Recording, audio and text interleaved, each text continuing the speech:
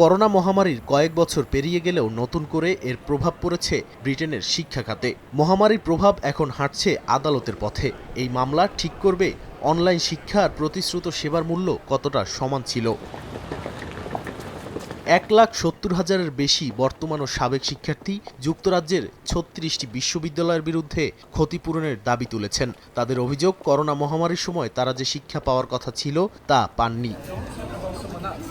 এর আগে university college London এবং স্টুডেন্ট গ্রুপ ক্লেইমের মধ্যে সমঝোতা হয়। 6,000 শিক্ষার্থীর সেই মামলা মার্চে আদালতে যাওয়ার কথা থাকলেও সমঝোতার মাধ্যমে তা শেষ হয়। তবে ইউসিএল কোনো দায় স্বীকার করেনি, চুক্তির শর্তও রেখেছে গোপন।